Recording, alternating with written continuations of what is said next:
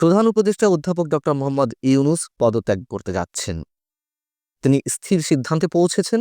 তার এই সিদ্ধান্ত পরিবর্তনের জন্য তাকে নানানভাবে অনুরোধ করছেন তার ঘনিষ্ঠরা এবং তার অনুগত যে ছাত্র নেতা বা সাবেক সমন্বয়ক রয়েছেন, তারা মরিয়া হয়ে উঠেছেন যেন এই কাজটা তিনি না করেন। কিন্তু তিনি তার সিদ্ধান্তে অটল রয়েছেন।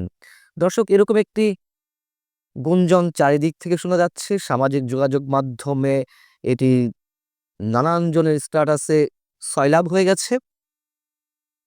পাশাপাশি এটুকু আপনাদেরকে জানাই, কোনো গণমাধ্যমের বিশ্লেষণাত্মক লেখায় এটি রেফারেন্স হিসেবে এসেছে যে তিনি পদত্যাগ করতে পারেন। অনেকে আবার বলছেন এটি নাটকও হতে পারে। গুঞ্জন আকারে এটি ছড়িয়ে দিয়ে পাবলিক পালস বোঝার চেষ্টা করা হতে পারে, অথবা ডক্টর মোহাম্মদ ইউনূসের আশপাশে যারা রয়েছেন তারা যাতে তাকে আরো শক্ত করে আষ্টে পৃষ্ঠে তাকে বেঁধে রাখার চেষ্টা করেন। এটা সত্য যে তার এই পদত্যাগের বিষয়ে গত ৯ মাসে নানান সময় গুঞ্জন ছড়িয়েছে। তবে তখনকার গুঞ্জন আর এবারের গুঞ্জনের মধ্যে নিশ্চয়ই বিস্তর পার্থক্য রয়েছে, ফারাক রয়েছে। সেনাবাহিনী এবং সরকারের মধ্যে যে ক্রমশ দূরত্ব বাড়ছে সেটা তো আমরা জানি। বিশেষ করে সেনাপ্রধান জেনারেল ওয়াকারুজ্জামান এবং ডক্টর ইউনূসের মধ্যে যেই বিরোধ বা যে দূরত্ব গত সেপ্টেম্বর থেকে সেটি ধীরে ধীরে নানান ইস্যুতে প্রকট হয়েছে। তার প্রমাণ তো আমরা পেলাম গত ২১শে মে বুধবার। এবং এও তো আমরা জানি যে বিশেষ করে করিডোর ইস্যুতে সেনাপ্রধানকে নিজেদের সিদ্ধান্তে নিয়ে আসার জন্য বা বোঝাতে অনেক ধরনের চেষ্টা করা হয়েছে, কিন্তু সেনাপ্রধান সেটিতে রাজি হননি। এর সাথে আরো যে বিষয়টি এসেছে, বৃহস্পতিবার বিএনপি যে সংবাদ সম্মেলন সেখানেও জানিয়ে দেওয়া হয়েছে যে তারা যে কোনো সময় এই অন্তর্বর্তী সরকারের প্রতি তাদের সমর্থন প্রত্যাহার করে নিতে পারে। সংবাদ সম্মেলনে তারা যে কথাটি বলেছে তা হচ্ছে এরকম যে বিএনপির আগের প্রস্তাব ও পরামর্শের মতো এবারও সবকিছু উপেক্ষিত হলে তা হবে দুর্ভাগ্যজনক। সেক্ষেত্রে অনিবার্যভাবে বিএনপি অন্তর্বর্তী সরকারের প্রতি সহযোগিতা অব্যাহত রাখবে কিনা তা পুনর্বিবেচনা করতে হবে। তার মানে তো আমরা বুঝতে পারছি যে আগেকার গুঞ্জন বা এবারের গুঞ্জনের মধ্যে কতটা পার্থক্য। ডক্টর মোহাম্মদ ইউনূস তার পায়ের নিচ থেকে মাটি সরে যাচ্ছে এটি তিনি উপলব্ধি করতে পারছেন কিনা সেটি বড় বিষয়। এবং আরো একটি বিষয় আপনাদেরকে জানিয়ে রাখি, এই গুঞ্জনের পিছনে সত্যতা কতটুকু থাকতে পারে।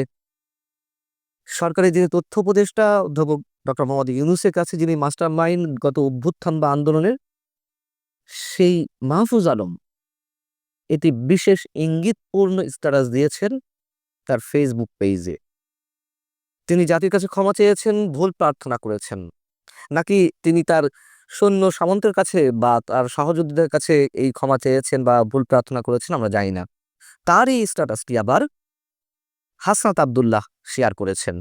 তার মানে বোঝা যাচ্ছে, আমার এর আগের একটি কন্টেন্ট আমি বলছিলাম যে বিপর্যয়ের মুখে এনসিপি,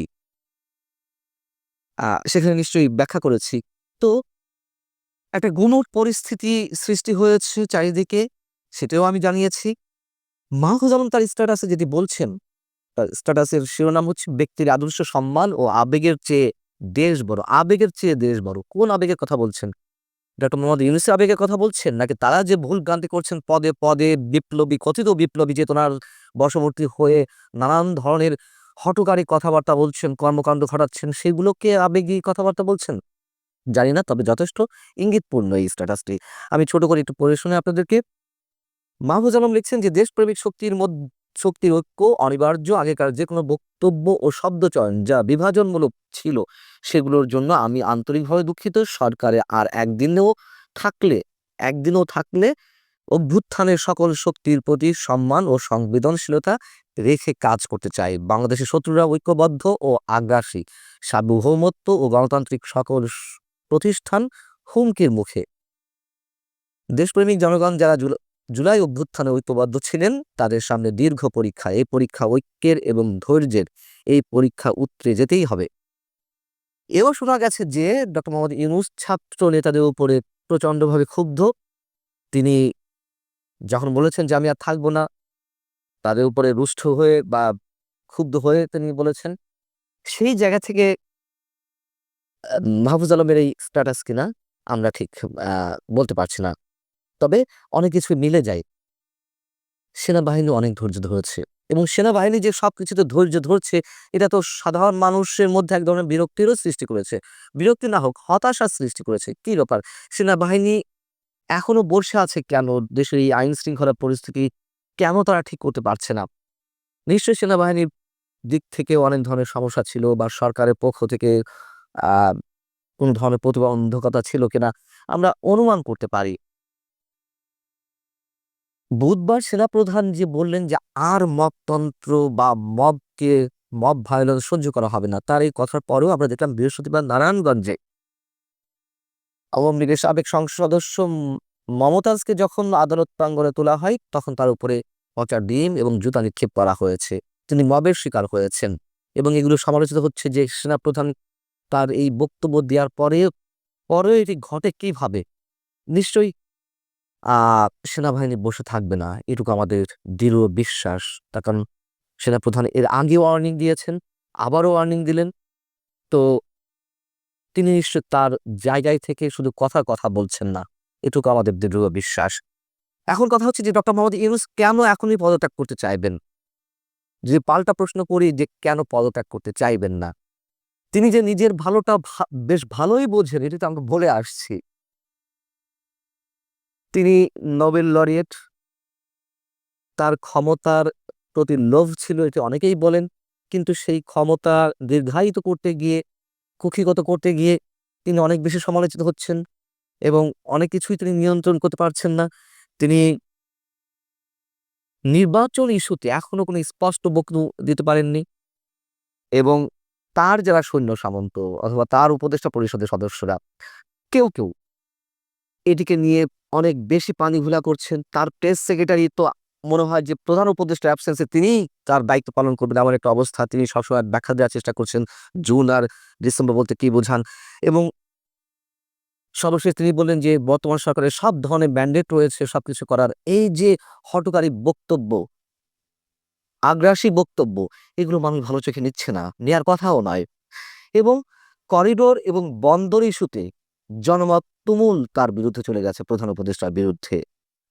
মততন্ত্র কায়েম হয়েছে, মৌলবাদের উত্থান ঘটছে, দেশের অর্থনৈতিক অবস্থা ভালো না, বিনিয়োগের যে গল্প শোনানো হচ্ছিল ঠাকুমার ঝুলির গল্প মতন গাল ভরা গল্প, সেগুলো তো মানুষের সামনে কোনো কিছু দৃশ্যমান হয়নি।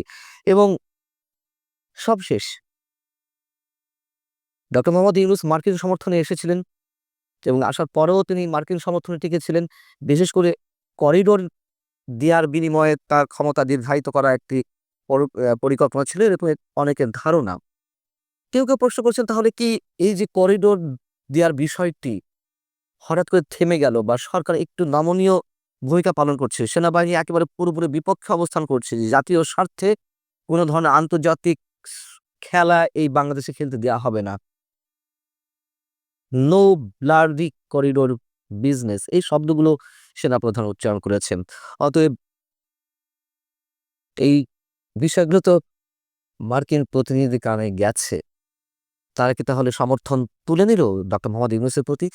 পাশাপাশি হিউম্যান রাইটস ওয়াচ, আমরা জানি যে যুক্তরাষ্ট্রের অনুগত, পশ্চিমা বিশ্বের অনুগত আন্তর্জাতিক যে মানবাধিকার সংগঠনগুলো রয়েছে, বিশেষ করে ইন্টারন্যাশনাল যে সংগঠনগুলো, হিউম্যান রাইটস ওয়াচ, তারাও এতে বিবৃতি দিয়েছে। বৃহস্পতিবার এই বিবৃতি আমাদের সামনে এলো। সেখানে তারা বর্তমান সরকারের সময়ে মানবাধিকার যে চরমভাবে লঙ্ঘিত হচ্ছে তার তীব্র নিন্দা জানিয়েছে এবং উদ্বেগ প্রকাশ করেছে। হিউম্যান রাইটস ওয়াচ তাদের বিবৃতিতে যেই কথাগুলো বলছে তা হচ্ছে এরকম যে দেশটিতে বিচার ব্যবস্থার সংস্কার করার পরিবর্তে সাবেক ক্ষমতাসীন দল আওয়ামী লীগ সমর্থকদের উপর দমন পীড়ন চালানোর নীতি গ্রহণ করা হয়েছে। এখানে বলা হচ্ছে চলতি মাসে 12 তারিখ সন্ত্রাস বিরোধী আইন ব্যবহার করে আওয়ামী লীগের সভা সমাবেশ প্রকাশনা এবং অনলাইন প্রচারণায় নিষেধাজ্ঞা জারি করা হয়। আগের সরকারের আমলেও ক্ষমতার অপব্যবহার করে দমন নীতি চালানো হচ্ছে। নতুন সিদ্ধান্তের মধ্য দিয়ে আওয়ামী লীগ সরকারের মতো মানুষের মৌলিক স্বাধীনতা লঙ্ঘন করবে অন্তর্বর্তীকালীন সরকার, মানে ভবিষ্যতে আরো চরম পর্যায়ে যাবে, সেটি তারা ফোরকাস্টিং করছে। এখন বিষয়টা হচ্ছে যে ডক্টর মোহাম্মদ ইউনূস তার নিজের ভালোটা খুব ভালো বোঝেন, এর আগে বলছিলাম। তার একটি বড় প্রমাণ তো আমাদের সামনে রয়েছে। ওয়ান রিভেন সরকারের সময় যখন তার নেতৃত্বে একটি রাজনৈতিক দলে আত্মপ্রকাশ ঘটল, নাগরিক শক্তি, যাদের পরামর্শে তিনি এই রাজনৈতিক দলের আত্মপ্রকাশ ঘটালেন, একটা সময় যখন দেখলেন তিনি খুব জুৎসই কিছু করতে পারছেন না, সেই পরামর্শকদের সাথে কোনো ধরনের পরামর্শ ছাড়াই তিনি হঠাৎ করে সবকিছু ছেড়ে ছুড়ে দিলেন।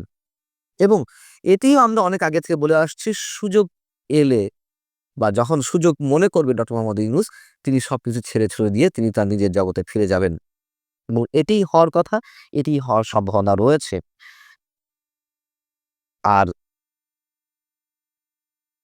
সেনাবাহিনীর সাথে যে দূরত্ব বর্তমান সরকার স্পষ্ট হয়েছে এবং মানুষ যে অতিষ্ঠ হয়ে গেছে, তার মধ্য দিয়ে যে গুঞ্জনগুলো ছড়াচ্ছে, এগুলো প্রিয় দর্শক যদি অচিরেই এ ধরনের কোনো সিদ্ধান্ত আমাদের সামনে আসে, অবাক হওয়ার কিছু থাকবে না।